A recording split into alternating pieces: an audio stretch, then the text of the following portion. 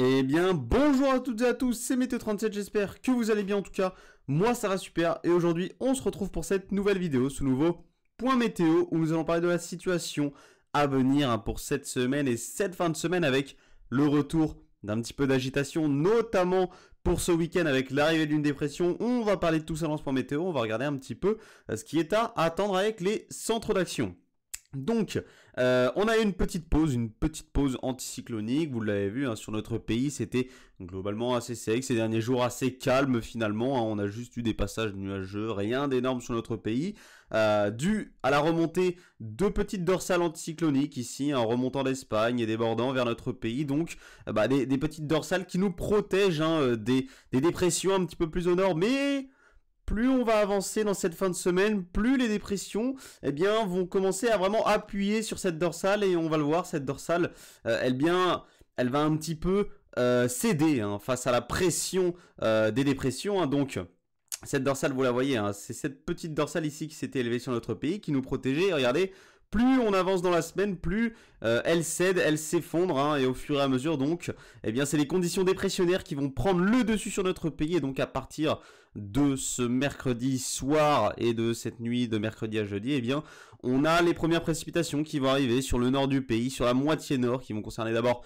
la moitié nord du pays. Pourquoi? Parce que, regardez, le sud sera protégé toujours par ces petites conditions anticycloniques. Ça ne va pas durer dans le sud, évidemment. Donc pour cette fin de semaine, entre ce mercredi et ce vendredi, ça restera exclusivement sur la moitié nord et les régions centrales.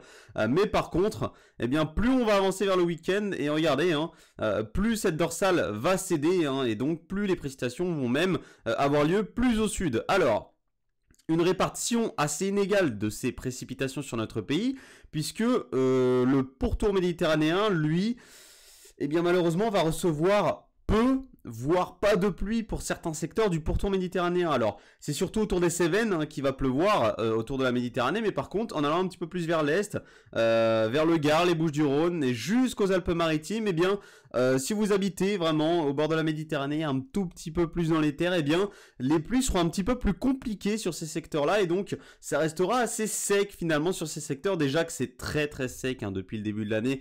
Autour de la Méditerranée, c'est les secteurs les plus secs sur notre pays actuellement autour de la Méditerranée. Il n'a pas plu depuis, sur certains secteurs depuis des semaines. Alors on sait qu'on a eu pas mal de pluie fin février, mais à part ces pluies qu'on a eu fin février autour de la Méditerranée, on n'a rien autour de la Méditerranée. Vraiment, c'est très sec. Donc ça va continuer à être sec autour de la Méditerranée, malheureusement, excusez-moi. On attend donc, comme je vous l'ai dit, pas ou très peu de pluie malheureusement sur ces secteurs. Alors, possible petite amélioration en Méditerranée qui sera à surveiller, on verra, parce que même sur cette synoptique, selon certains modèles, ça resterait sec autour de la Méditerranée. C'est à vous montrer à quel point cette région devient très sèche, mais les régions autour de la Méditerranée deviennent extrêmement sèches. Donc, voilà, vous l'avez vu, on a cette petite dépression qui va arriver ce week-end, d'un ciel qui va surtout apporter le plus d'agitation. Alors, qu'est-ce qu'il faudra surveiller au passage de cette dépression ? Premièrement, un coup de vent, notamment dans le sud-ouest du pays. Regardez, on voit les isobars qui sont resserrés. Donc, il va falloir surveiller un coup de vent sur le sud-ouest du pays, des Charentes jusqu'à la côte basque. Ensuite, cette dépression, elle va glisser jusqu'en Italie, jusqu'au nord de l'Italie, en se creusant légèrement. Alors rien d'exceptionnel, donc. Mais ce qu'il faudra surveiller par contre, à l'arrière, c'est l'arrivée de l'air froid. On voit qu'on a un flux de nord qui va se mettre en place à l'arrière de cette dépression.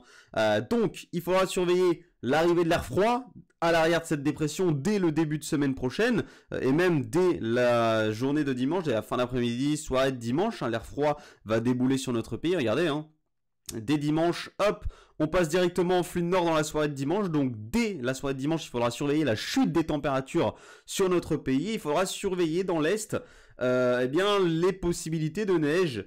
Alors déjà jusqu'à basse altitude possiblement. Pour l'instant on va pas parler de neige en plaine, on va pas prendre de risques, mais ce qu'il faudra surveiller surtout, ce sera la neige en montagne, en moyenne et haute altitude. Il faudra vraiment surveiller les cumuls de neige, puisque les précipitations vont se retrouver bloquées sur les reliefs, notamment des Alpes, et donc il faudra surveiller à moyenne et haute altitude les cumuls de neige qui pourraient s'avérer importants, notamment dans les Alpes du Nord.